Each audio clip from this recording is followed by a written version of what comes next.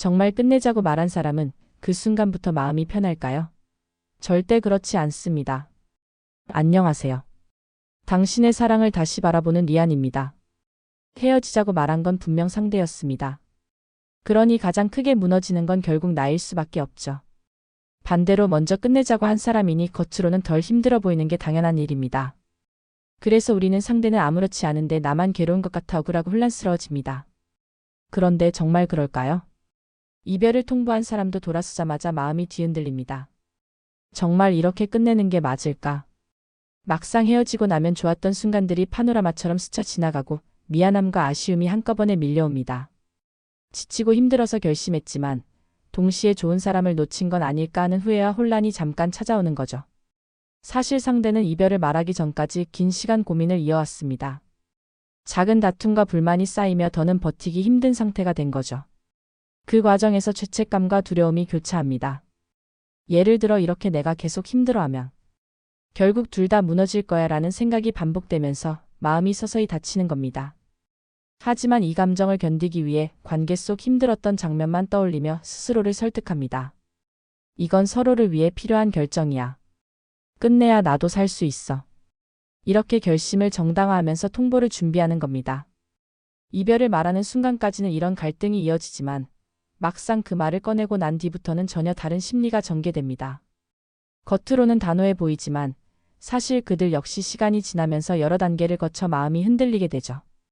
지금부터는 이별을 말한 사람들이 겪는 5가지 심리 상태를 하나씩 살펴보겠습니다. 첫 번째, 해방감과 자기방어. 이별 직후 가장 먼저 찾아오는 건 해방감입니다. 오랫동안 쌓여왔던 갈등과 불만에서 벗어났다는 안도감이죠. 그래서 그들은 스스로에게 이렇게 말합니다. 이건 서로를 위해 옳은 결정이야. 겉으론 밝아 보이고 단호해 보이는 이유가 바로 여기 있습니다. 하지만 그 속에는 죄책감과 두려움이 숨어 있습니다. 그 감정을 누르기 위해 자기 합리화가 강하게 작동하고 상대의 장점보다는 단점과 갈등을 떠올리며 선택이 틀리지 않았다고 스스로를 설득합니다. 그래야만 무겁고 불편한 감정을 버틸 수 있으니까요. 두 번째, 마음의 혼란. 단호함은 오래가지 않습니다. 시간이 조금 흐르면 흔들리기 시작합니다. 정말 끝내는 게 맞았을까? 내가 너무 성급했던 건 아닐까? 좋았던 순간과 힘들었던 순간이 뒤섞여 올라오고 감정은 오히려 복잡해집니다.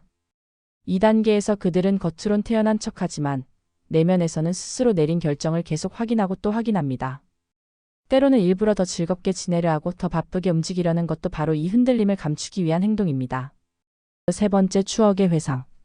어느 순간부터는 추억이 불쑥 올라옵니다. 함께 갔던 카페, 같이 들었던 음악, 익숙한 향기 하나에도 장면이 선명하게 되살아납니다. 그땐 참 좋았는데 왜 이렇게까지 흘러갔을까?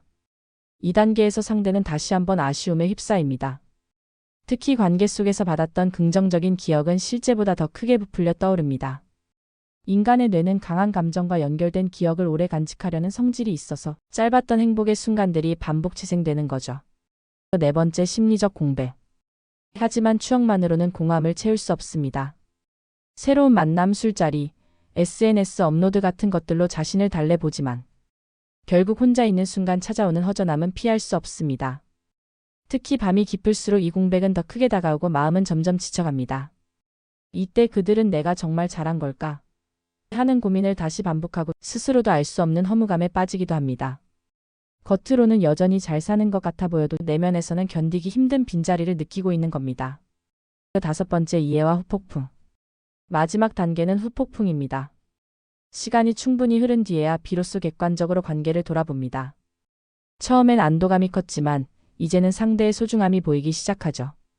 그리움과 후회가 한꺼번에 몰려오고 연락하고 싶다는 충동도 커집니다. 하지만 직접 연락하기는 두려워서 대신 옛 사진을 올리거나 의미심장한 글귀를 남기거나 부재중 전화 같은 간접적인 신호를 보내기도 합니다. 이 시기가 바로 겉으론 차갑던 태도가 무너지기 시작하는 순간입니다. 정리하자면 이별을 말한 사람도 해방감, 혼란, 추억 공백, 후폭풍이라는 흐름을 겪습니다. 겉으로는 아무렇지 않아 보여도 결국 그들도 흔들리고 후회합니다. 그렇다면 우리가 해야 할 일은 무엇일까요? 매달리는 게 아니라 연애할 때보다 더 성장한 나의 모습을 만드는 겁니다. 그 변화가 결국 상대의 마음을 다시 열게 만드는 가장 강력한 계기가 됩니다. 여러분은 그 시간을 보내고 계신가요? 오늘 영상이 도움이 되셨다면 좋아요와 구독 부탁드립니다. 다음 영상에서도 당신의 관계를 다시 분석해 드리겠습니다.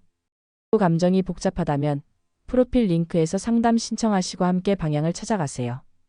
당신의 관계 다시 이어질 수 있습니다.